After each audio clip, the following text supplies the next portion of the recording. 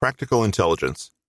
How to think critically, deconstruct situations, analyze deeply, and never be fooled.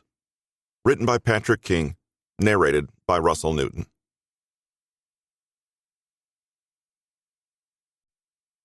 Some of us are blessed with academic intelligence, otherwise known as pure book intelligence.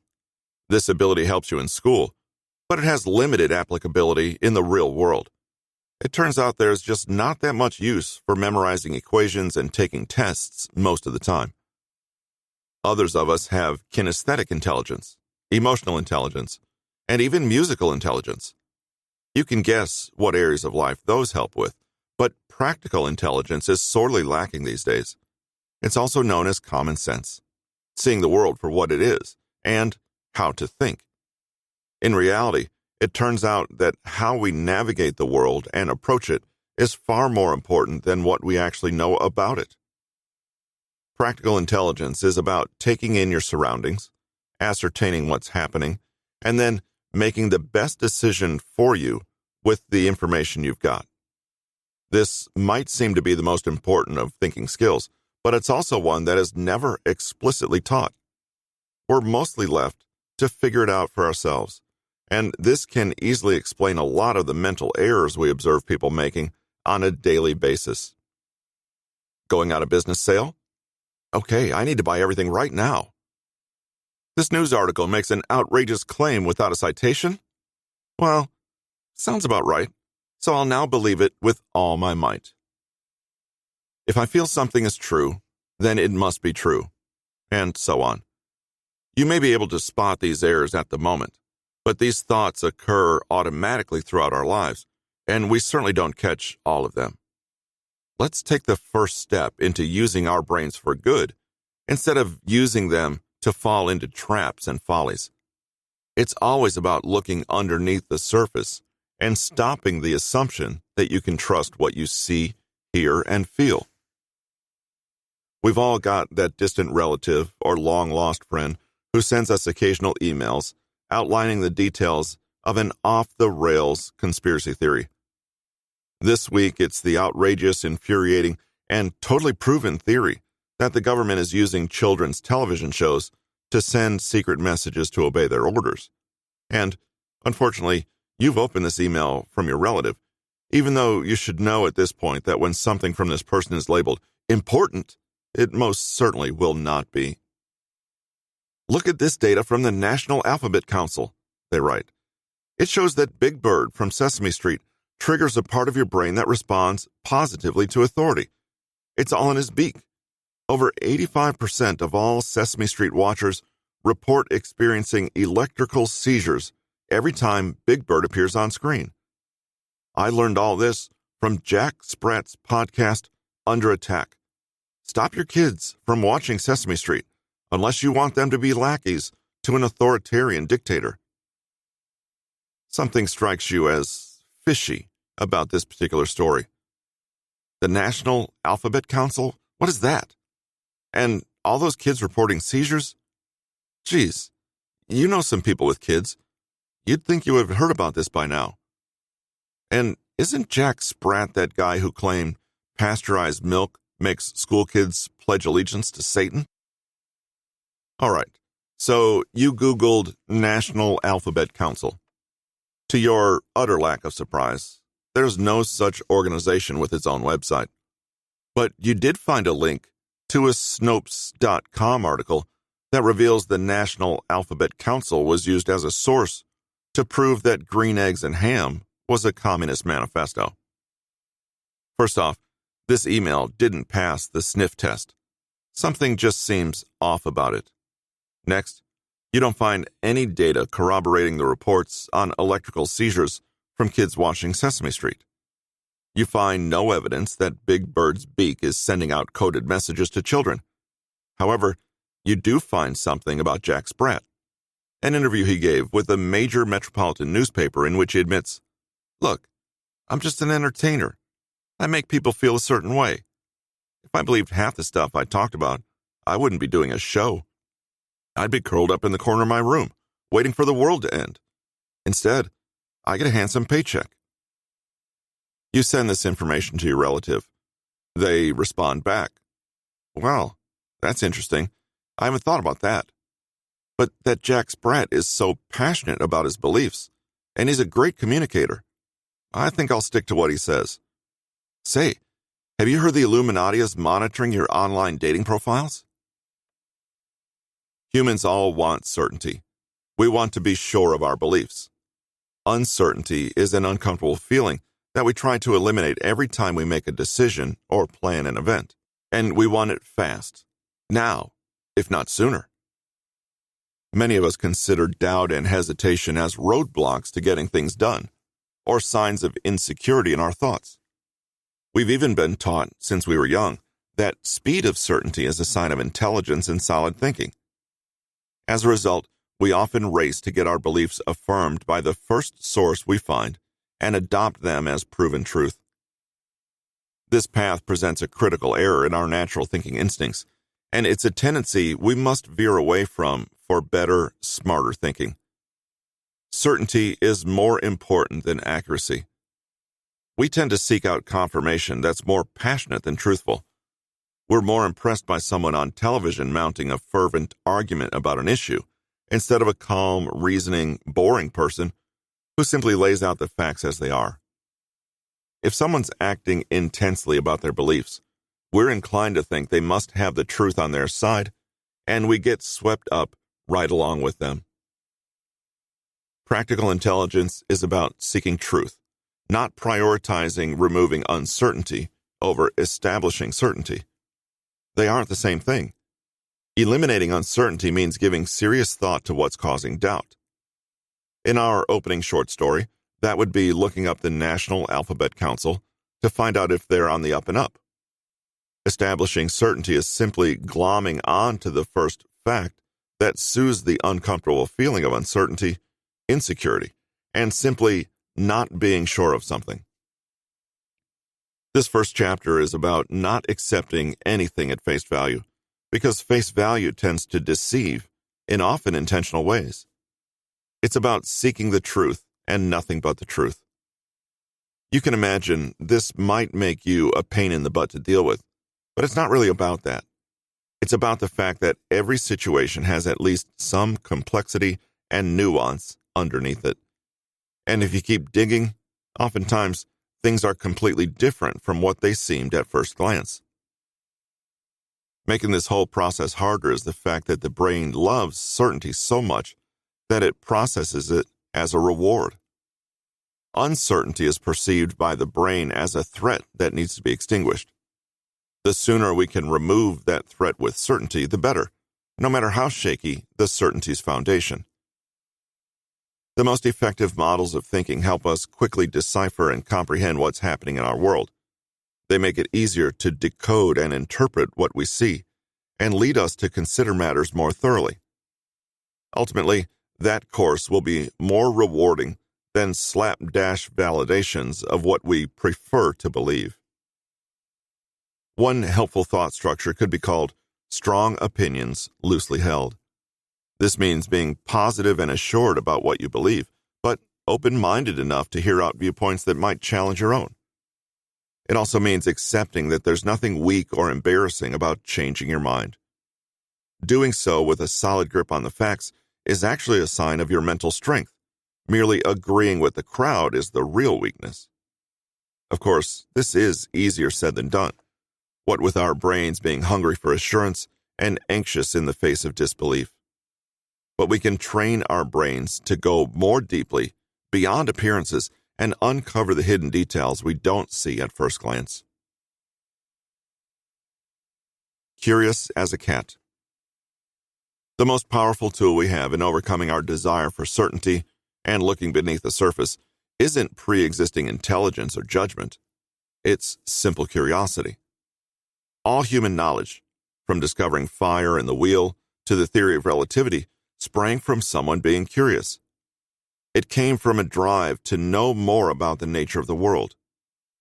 Curiosity drives one to dive deeply into the nuts and bolts until they come to a solid comprehension about a subject or situation.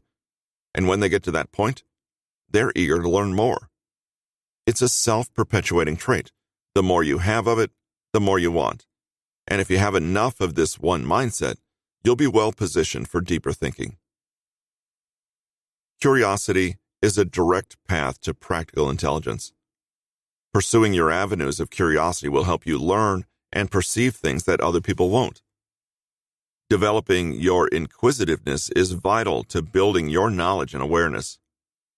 Every field of thought or knowledge, without a single exception, is easier to learn if you keep your curiosity front and forward.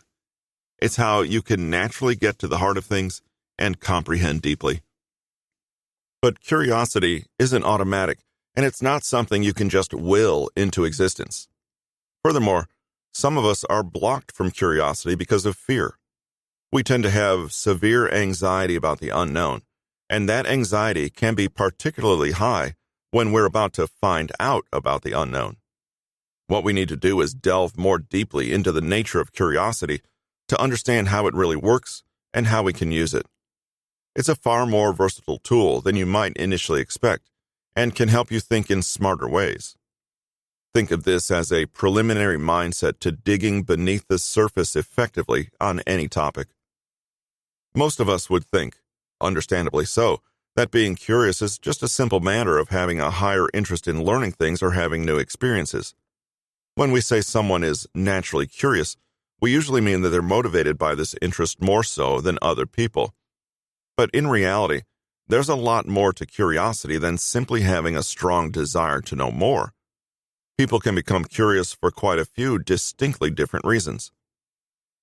Psychology professor Todd B. Kashdan from George Mason University spent a considerable amount of time researching the nature of human curiosity.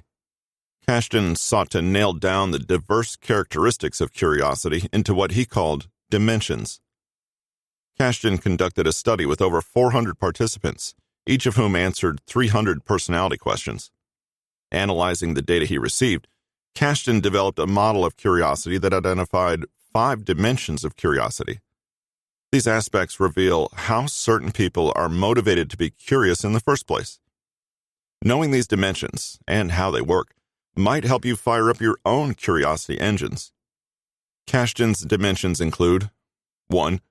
Joyous exploration.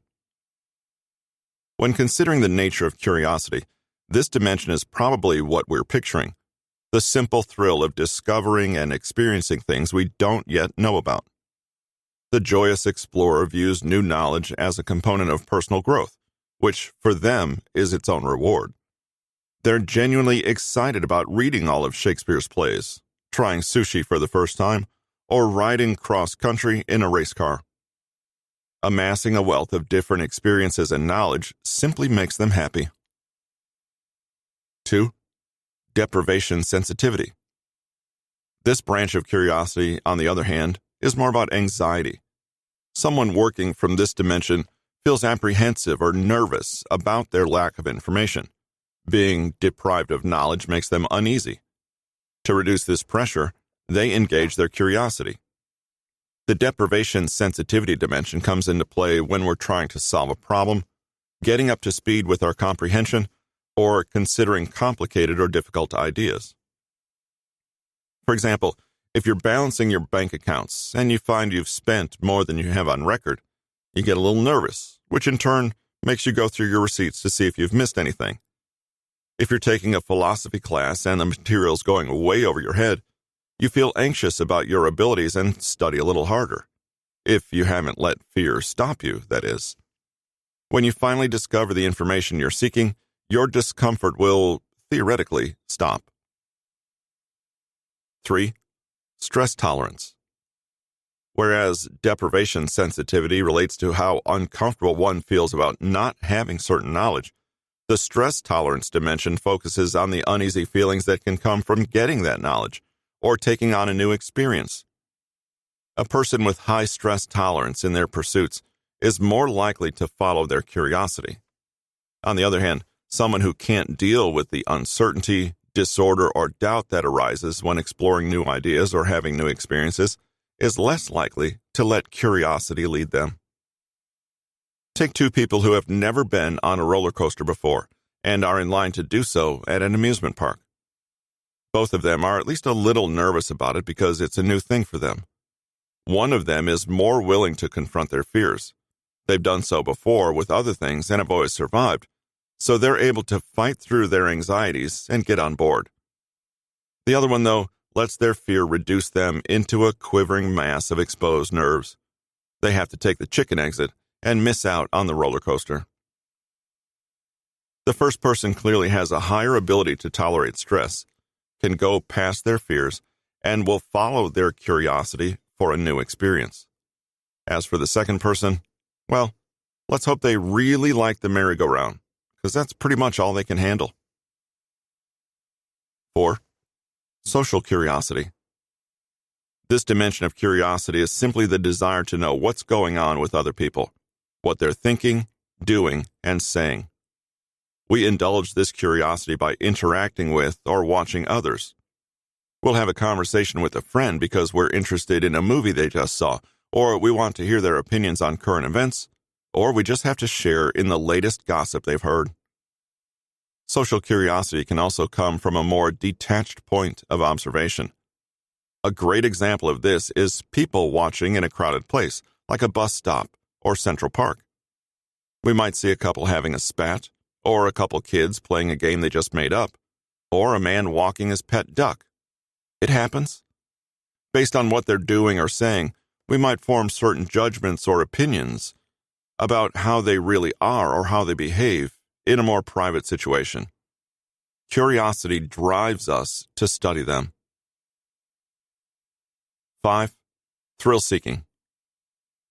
This aspect is similar to the stress tolerance dimension, except a thrill-seeker doesn't just tolerate risk, they actually like it.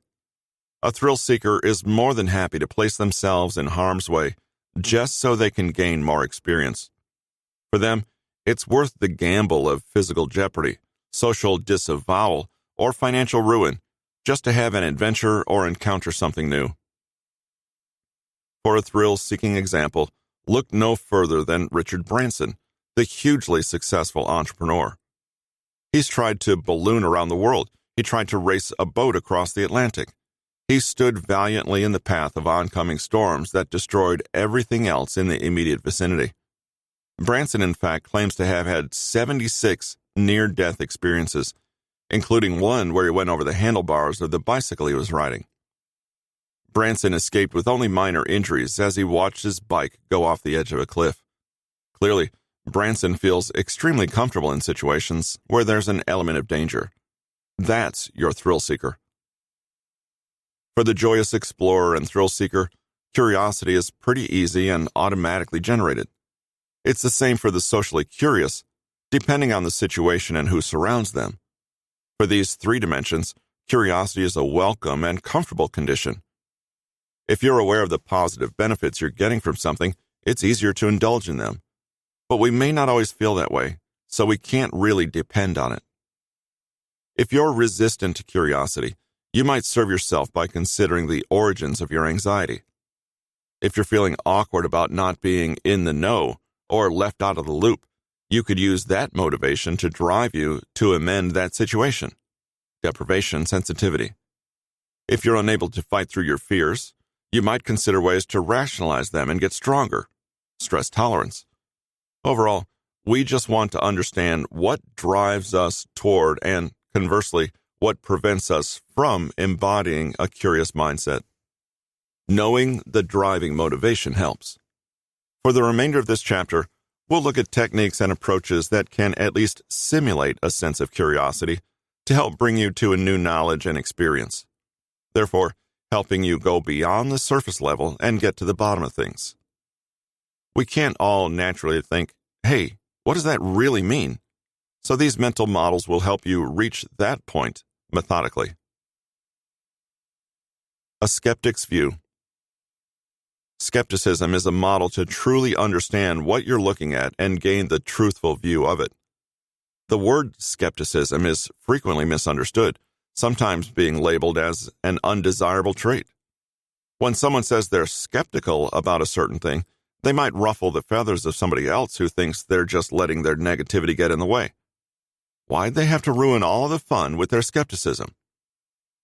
Some people use the word skeptical interchangeably with the word cynical, but there's a world of difference between the two. Except for both trains of thought involving a measure of disbelief, they couldn't be more different. A skeptic approaches everything from a standpoint of reason and learning. They're open-minded, but picky about requiring evidence. The cynic, however, distrusts any viewpoints they don't already agree with. They're firm and fixed in their beliefs. They believe everything in life will progress in a certain way, and there's no point in questioning it.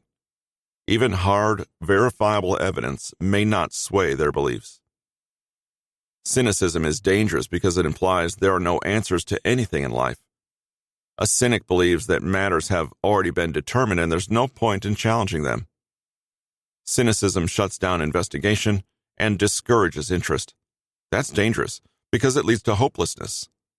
Skepticism, on the other hand, has a positive goal of discovering real truth. A skeptic seeks to find irrefutable truth, or as close as they can get to it. This, by definition, involves going beneath the surface and determining what's really in front of you. The word itself derives from the Greek skeptikos, which translates to inquiring or looking around. The mission of a skeptic is to question. The skeptic's mind is trained to look for the basic facts, impartial to any bias or agenda. This is probably an unnatural way for most of us to be thinking, but it can shed light on how much you leave uncovered. Skeptics don't settle for having blind faith or wishing truth into existence. They don't want to burst anyone's bubble, but neither do they want to fill someone up with false confidence. They just want to understand, and they do not discriminate between the conclusions that might surface. They're the impartial judge of a criminal court, with similar standards and adherence to intellectual honesty. They see things in only black and white, as you also must. There can be no wiggle room. Skeptics operate only on evidence. They must have proof that the assertions of other people actually work or are completely true. They can't accept facts simply at face value. Before a skeptic can decide something's real, they need to see confirmation in the form of data or consistently repeated results. The mere fact that someone just heard somebody say something is nowhere close to being evidence. That's merely an anecdote, and the plural of anecdotes is also not evidence. A healthy skeptic always considers and questions the source of certain information, and no matter how high up or acclaimed that source may be, they're still subject to being confirmed by evidence. A source may have impeccable credentials, a gleaming reputation, and considerable fame or authority. All of that's great.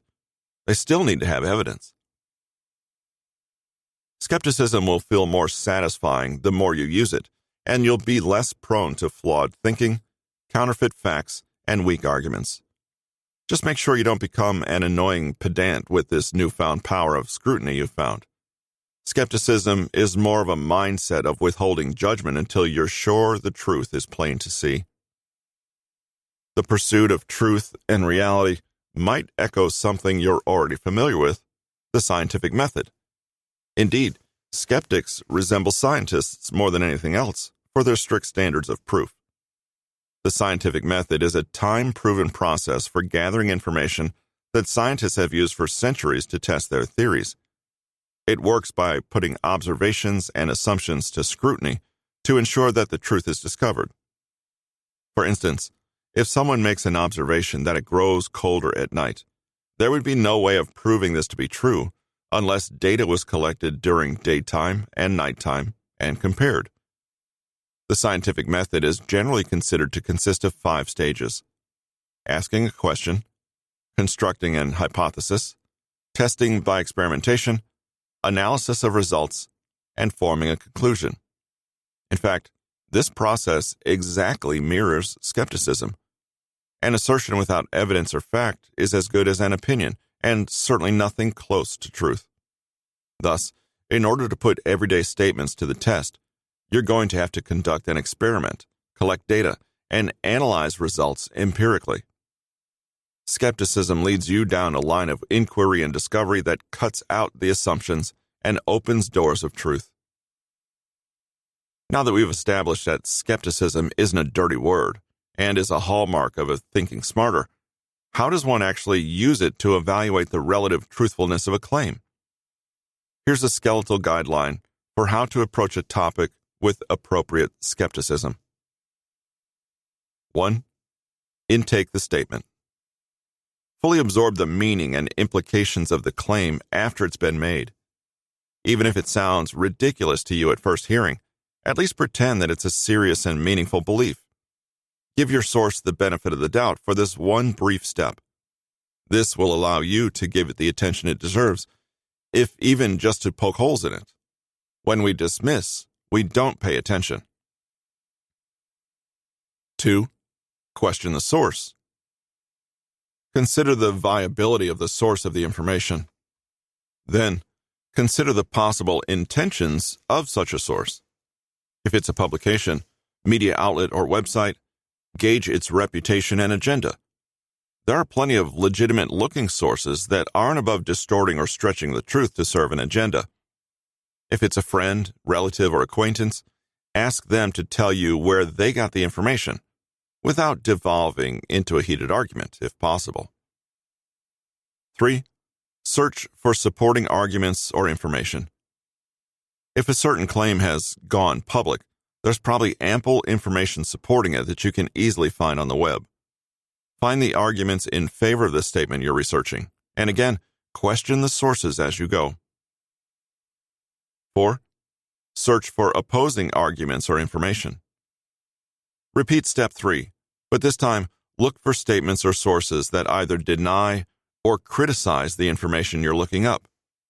Be aware of the possibility of confirmation bias on your part while doing this step.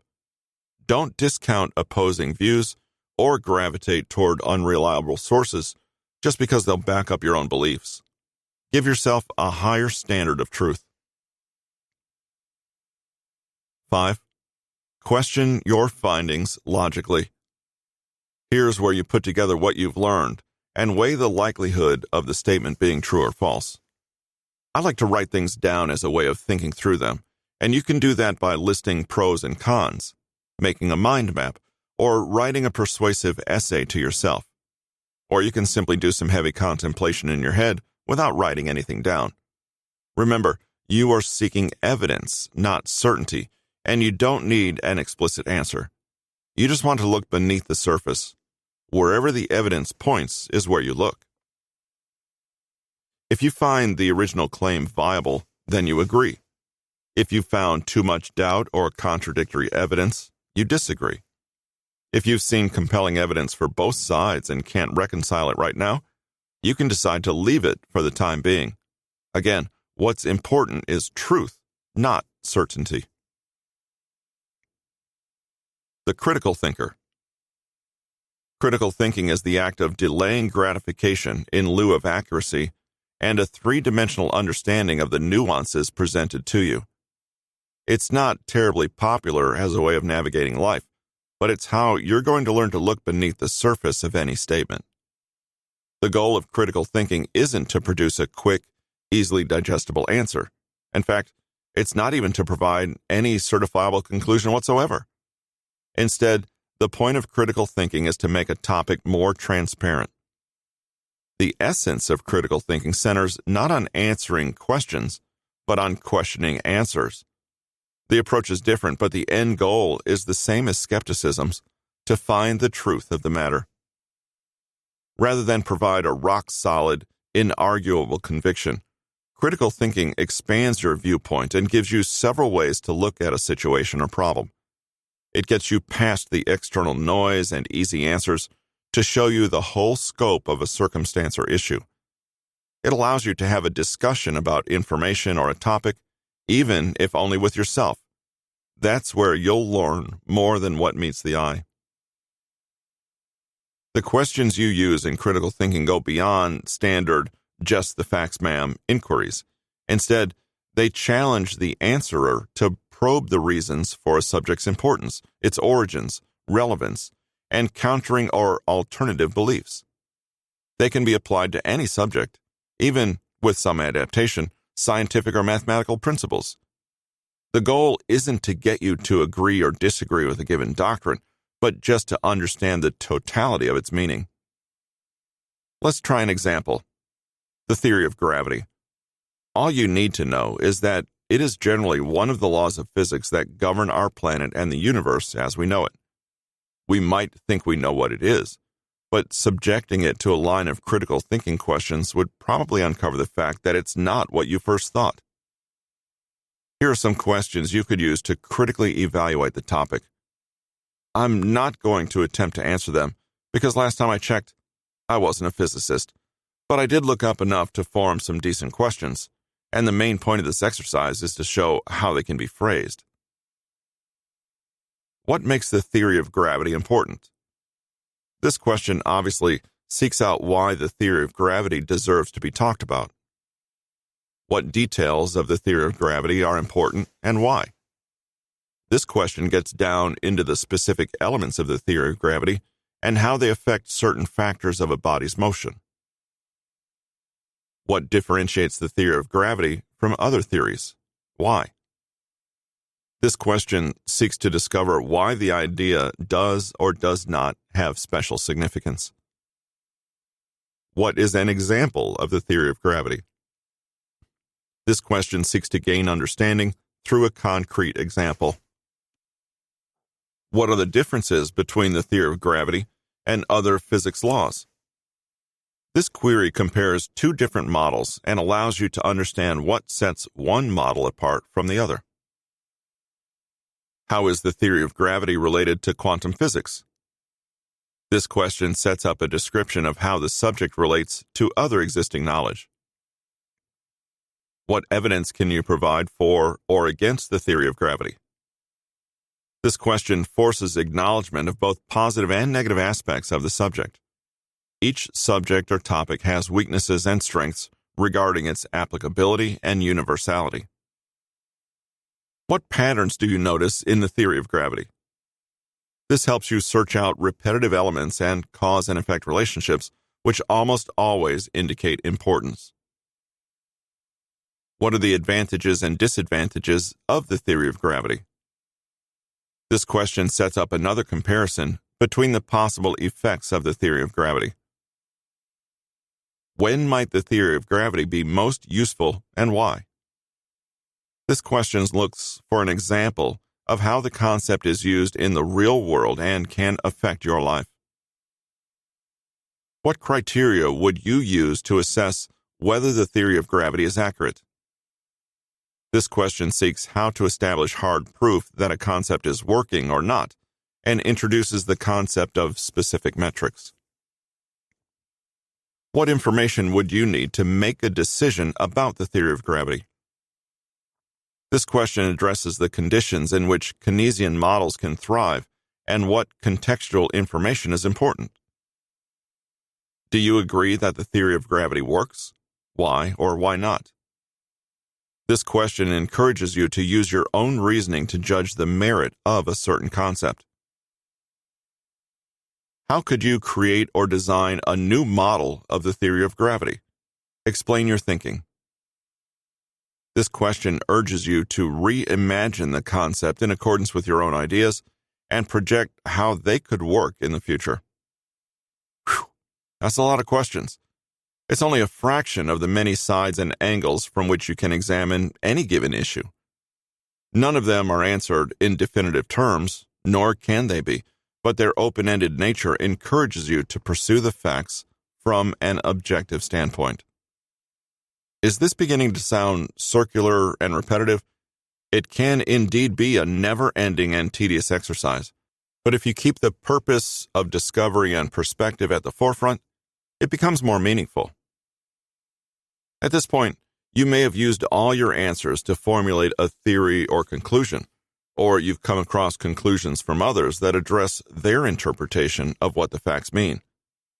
But as with the questions you've just asked, the ideas you come across, even your own, should also be subjected to the same kind of inquisition as to whether the conclusions are sound and hold up. The first few questions should address the structure of the conclusion, whether it comes from a sound basis in reasoning. A second set of questions focuses instead on the quality of the conclusions and supporting arguments. We can see this through the same example of our theory of gravity model. What are the issues and conclusions of the theory of gravity?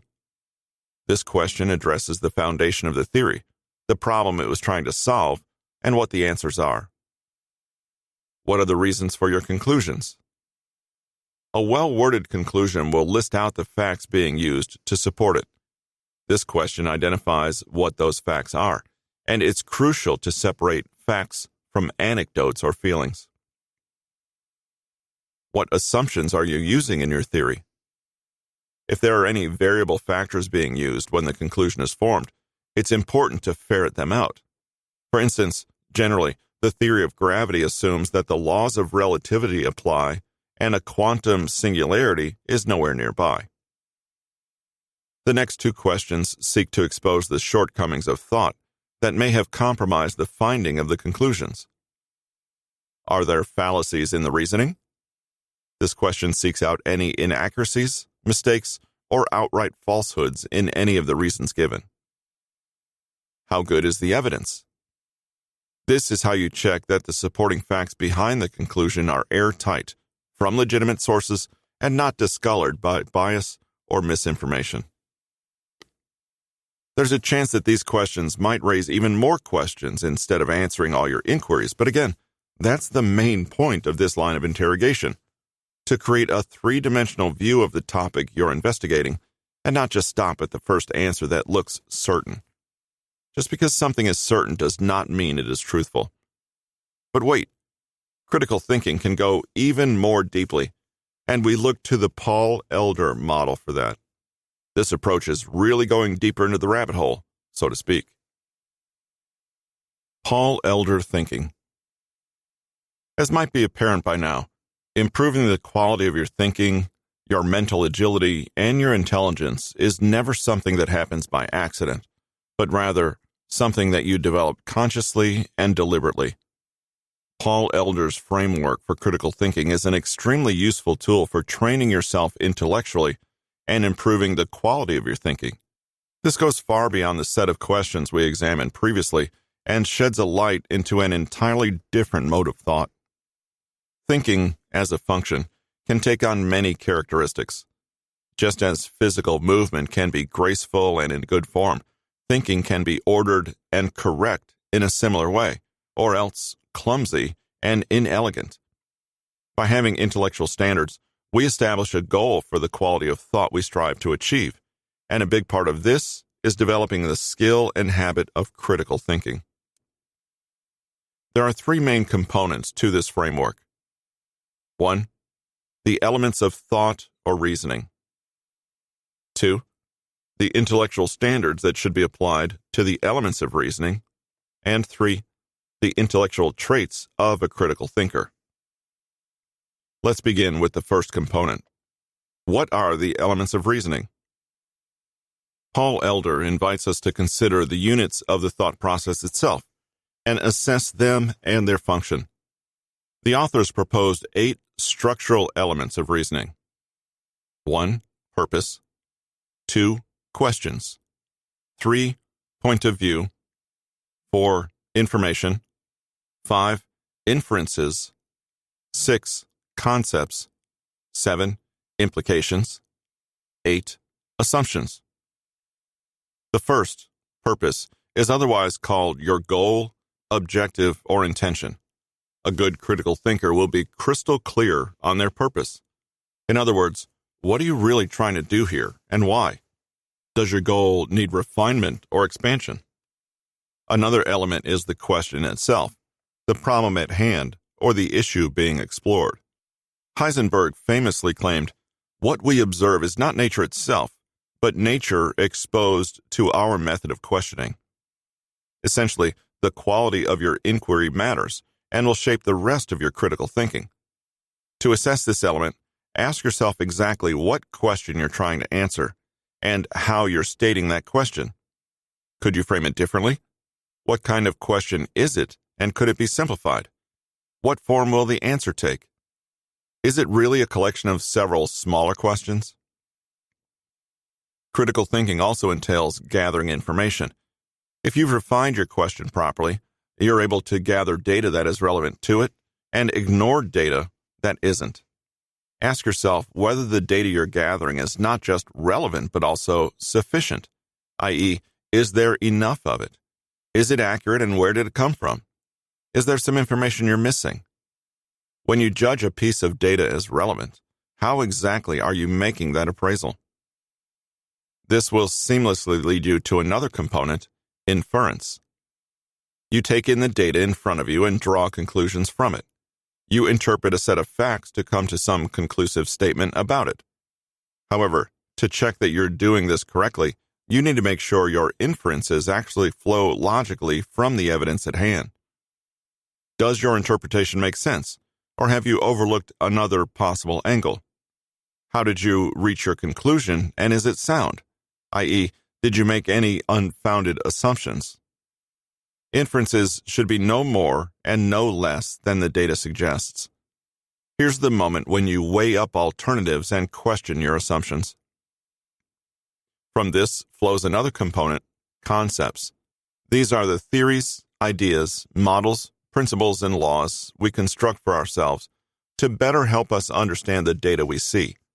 Again, concepts should be justifiable, which means they should be appropriate to the data, not go above or beyond it. Think carefully about your hypothesis, your claims, and your assumptions. Try to find the core thread or principle and ask whether it's sufficiently clear, simple, and relevant. Models are only good so long as they accurately reflect reality and allow us to make predictions. Does your model or theory do this? Why, or why not? Assumptions are another component we've already mentioned. These are ideas we take for granted, consciously or unconsciously, even though there may not strictly be evidence for them. Ask what obvious pieces of information you're relying on or haven't properly looked at. What's being taken as a given, and what have you glanced over as unimportant? Is it? Look closely at all the steps you took to reach your conclusions or theories and ask if they're strictly supported by fact. Implications and consequences are another component.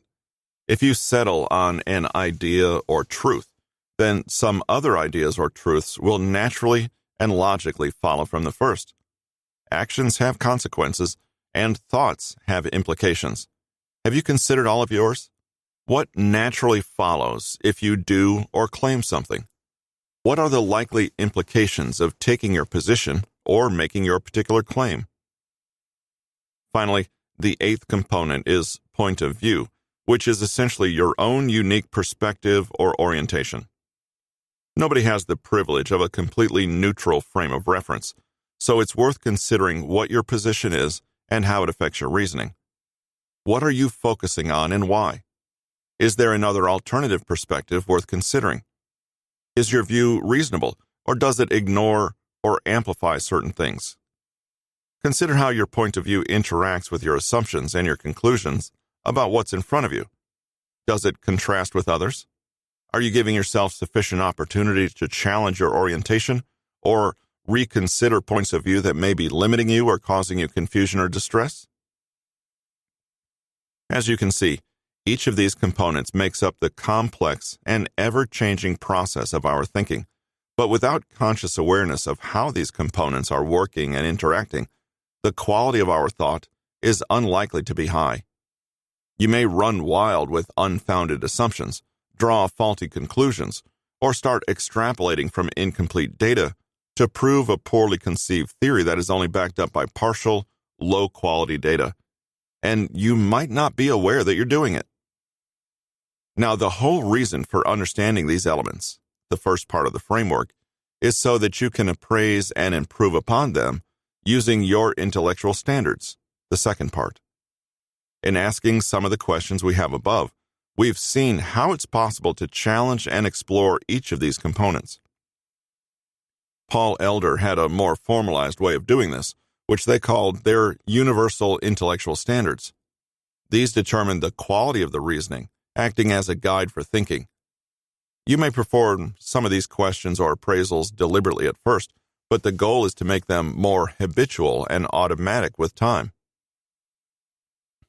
There are 9 standards in total, and they can each, in turn, be applied to the elements listed above. 1. Clarity. 2. Accuracy. 3. Precision. 4. Relevance. 5. Depth. 6. Breadth.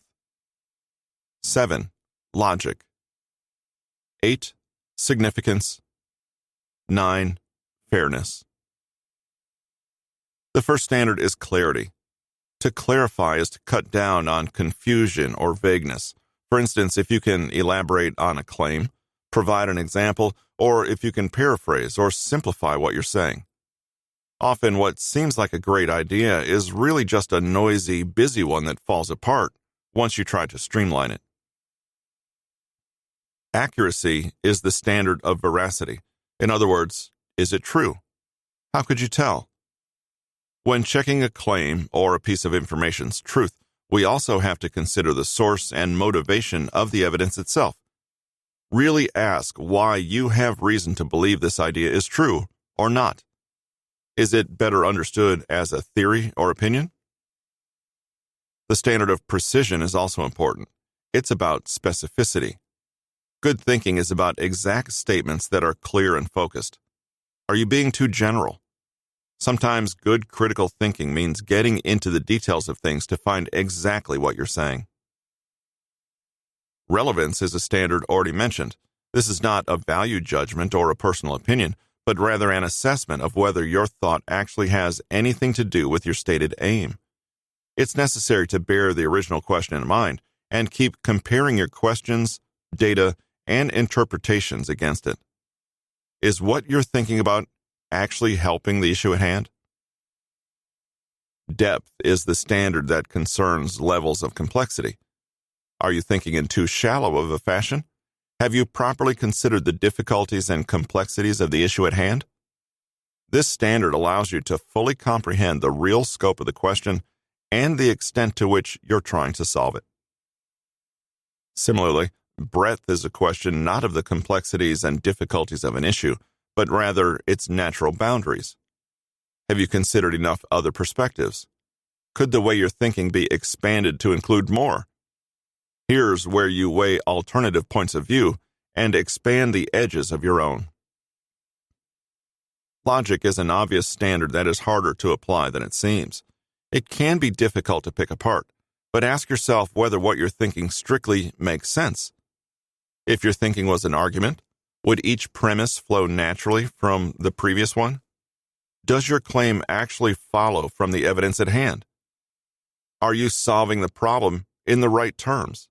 This standard is about making sure that the elements of your thinking are actually cohering soundly. The standard of significance is, in a way, about focus. Look carefully at the information you're choosing to focus on and ask whether it really is the most significant aspect of the issue at hand.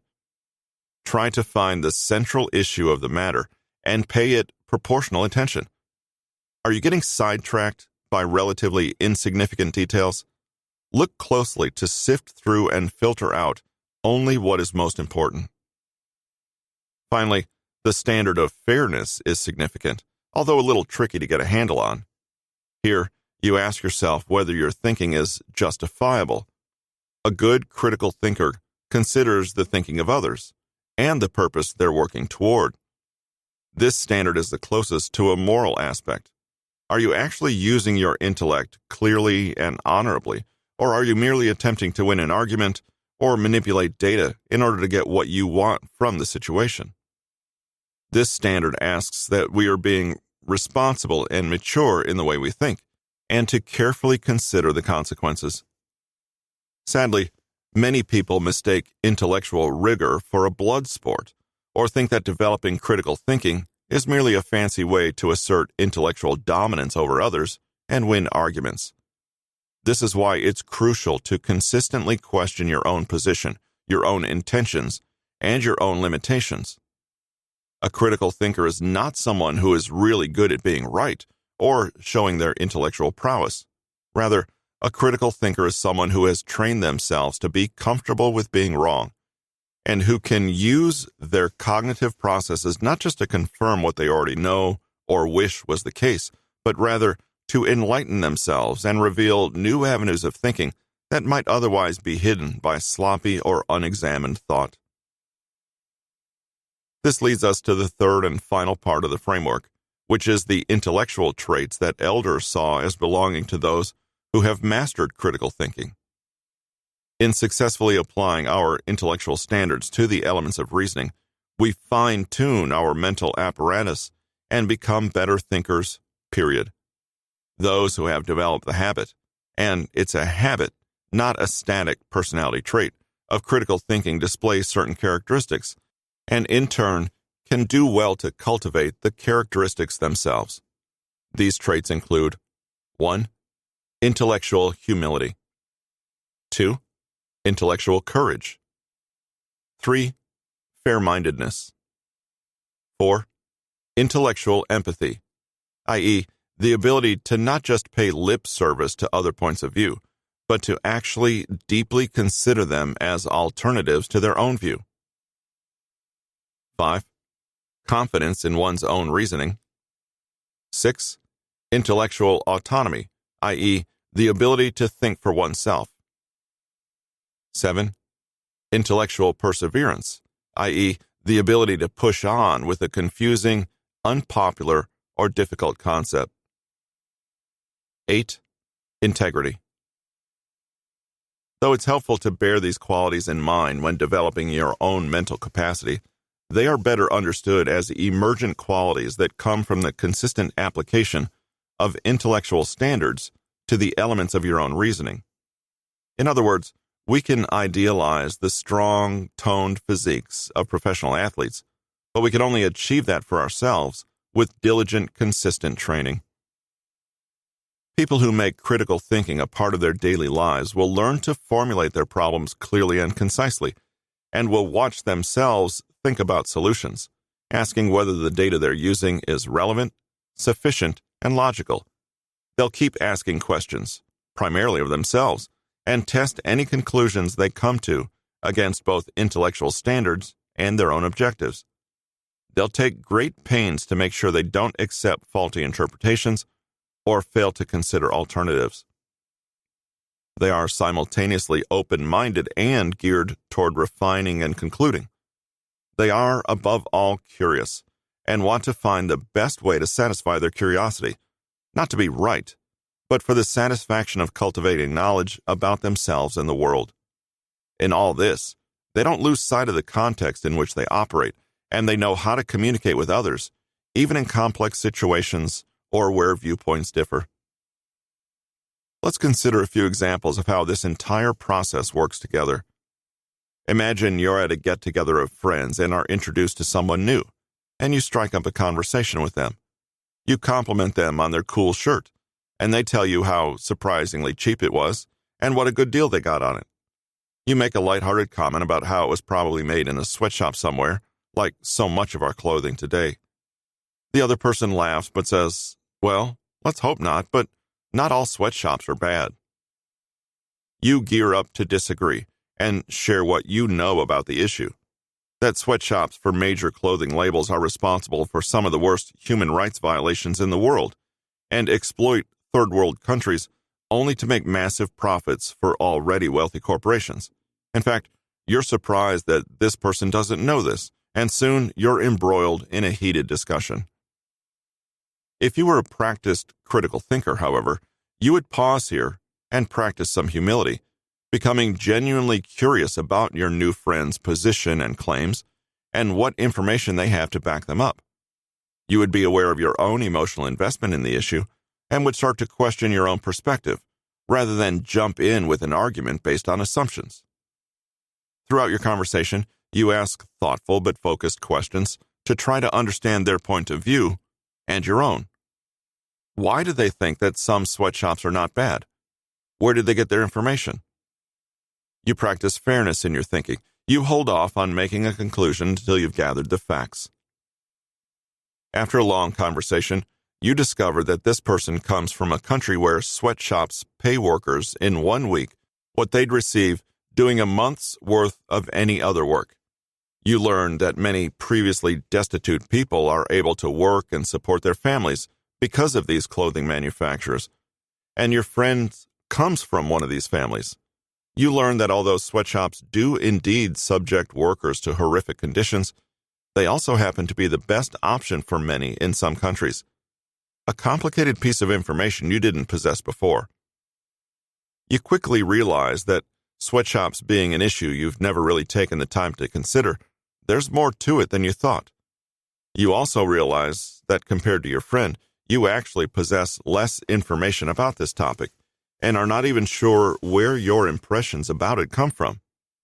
You leave the conversation with a renewed interest in better understanding the politics of your friend's home country and are grateful for the opportunity to have questioned your knee-jerk, unexamined opinions about a very complex topic.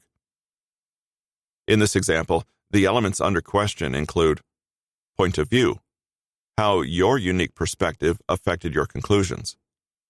Information, whether you have sufficient knowledge to draw conclusions or are missing key pieces of information. Concepts, the popular zero-sum model of cheap labor in developing countries. Assumptions, an obvious one, that nobody really wants to work in a sweatshop, right? Intellectual standards can then be applied to these in turn. Depth and breadth can be applied to your point of view, i.e., is yours really the only viable one? You can use some standards for good information. Is it sufficient and high quality? Where did you get your opinion from? You can apply the same standards you have for information to your concepts. Is your model of sweatshops accurate? Does it really reflect the reality this other person is sharing with you? The standard of accuracy and significance can be applied to the assumptions you've made. Simply, are they true? Have you been focusing on the wrong thing? All the above can be considered together with the critical thinking traits of intellectual humility and fair-mindedness, i.e., considering the fact that winning the argument is not worth offending and alienating your conversation partner. Failing to understand the elements of your own thinking, your point of view, the data you have, the assumptions, or work hard to improve their quality by applying intellectual standards, asking about the logic, veracity, relevance, and depth of your thought processes, may have taken this conversation in a completely different direction. It could have well turned into an argument, especially if, instead of challenging your assumptions and realizing you were coming to conclusions off of incomplete data, you assumed the other person was ignorant, and it was your job to educate them. Though you still think it's not a good idea to buy fast fashion, you have a more nuanced understanding of the issue than you did before. Because of your critical thinking, you learned something and improved your own intellectual abilities in the process. I'm sure you can agree that it is more satisfying in the long run than the mere feeling of having won the argument. Let's take a look at a more concrete example. As a clothing manufacturer, you're interested in using a newly developed cotton polyester blend that will be cheaper than your current fabric. But you have concerns about its quality and how well it will work with your machines, so you do some trial runs with sample fabric to test its performance in the factory. Already, you've worked to form a concept, an experiment to test the new fabric, from which you intend to draw inferences. If it works in the experiment, it will work on a larger scale, for a stated purpose, to save money on fabric. To all of these elements of reasoning, you can then apply a few intellectual standards. You ask whether you're being accurate in your measurement of the fabric performance. You ask whether the cost of the fabric is truly the only parameter to consider, or whether other things you're not thinking of could jeopardize your stated aim, i.e., you apply questions of depth and breadth. You notice that you want a particular outcome. You are aware of your own point of view and see how this affects the questions you ask, but try hard to conduct the experiment neutrally. When the experiment shows that the new fabric gets jammed in one kind of sewing machine, you use logic to extrapolate to an appropriate conclusion. The fabric is incompatible with one type of machine, but that doesn't logically follow that every type of machine will have the same problem. And so it goes. Perhaps you notice, however, that not all of the standards have been applied here. For example, the question of fairness is not considered, and there's only a very narrow view of the question, lack of depth and breadth, with a very limited understanding of consequences. The company may switch to the new fabric only to discover that it washes poorly, and the customers are so unsatisfied with it after purchase that within a few months, repeat custom drops significantly, completely canceling out any small gains in using the cheaper fabric. Here, a critical thinker would notice the problem, update their mental model, and make a point to remember this the next time they face a decision similar to this one. They would recognize that a few of their underlying premises were not sound, i.e., the idea that the clothing cost and whether it worked with the machines were the only parameters to consider. Critical thinking can be applied on grand scales to big decisions like these, or in smaller situations like the conversation we saw at the get-together. You could apply critical thinking every time you use your brain, which, luckily, is pretty much continuously. The first step is to become aware of the various elements of your thinking, your goals, your limitations, the map of reality you're using. But the next step is to take responsibility for these elements and apply intellectual standards to improve them. Is the way you're thinking clear, logical, fair? Are you focusing on the right things, and have you properly understood your goal? Eventually, critical thinking becomes more automatic. This doesn't mean that you're never wrong or that you suddenly become a super intelligent megamind. Rather, you're taking conscious control of your own mental and intellectual machinery and using it to its highest potential. You may still be wrong. You may still feel confused, and you may still miss out or misunderstand huge amounts of information out there, even though you explicitly try not to. However, making mistakes for a critical thinker is not a problem. It's merely more grist for the mill and can be fed back in and processed again, this time with the privilege of having updated your concepts, sharpened your goals, and verified your claims. In essence, critical thinking is not really about what you think, but rather how you're thinking about it. Focus on improving the quality of the process, and the content of your thoughts will naturally improve as well. Takeaways. Practical intelligence is another way of saying common sense, but we all know that common sense truly is not so common. One of the key lessons to learn with practical intelligence is that nothing is what it seems at first glance. The world doesn't readily reveal itself nakedly to you, so it's up to you to look beneath the surface to understand what you see. We want to do this, but we're too often driven by certainty and speed instead of actual truth.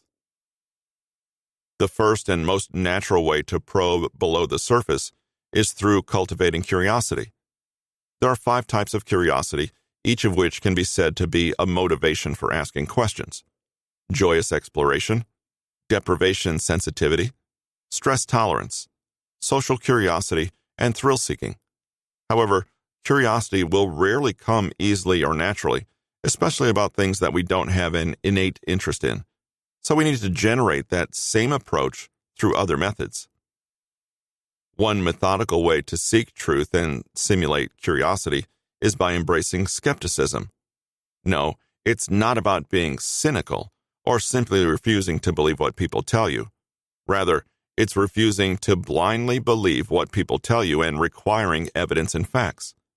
In this way, a skeptic is quite similar to a scientist utilizing the scientific method. No answer is required here, and only understanding is sought.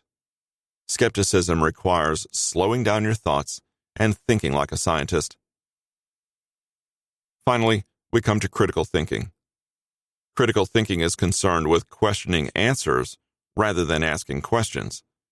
It seeks to take nothing at face value and provide a three-dimensional and nuanced view of a topic or stance. Without that, you are, by definition, jumping to conclusions or relying on someone else's word. An opinion without inquiry is a weak one. We can practice critical thinking through a series of questions, but we can also go a level deeper by running inquiries and thoughts through the Paul Elder framework of critical thinking. This involves three components that ultimately work together to build a bulletproof thinking process. 1. Elements of thought and reasoning. 2. Intellectual standards to be applied to these elements. And 3. The cultivation and eventual development of intellectual traits. This has been Practical Intelligence: How to Think Critically, Deconstruct Situations, Analyze Deeply, and Never Be Fooled. Written by Patrick King, narrated by Russell Newton. Copyright 2019 by Patrick King. Production copyright by Patrick King.